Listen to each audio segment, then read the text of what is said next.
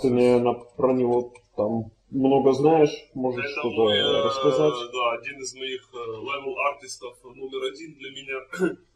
Меня он даже когда-то комментировал на форуме.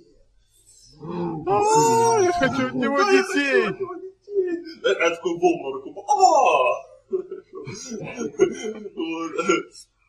Нет, ну он действительно очень классный чувак, потому что ну, он, в принципе, и преподавал, ну, там у себя, не знаю, где он там живет, по-моему, в Дании, в Швеции. Швеция, Да. ну,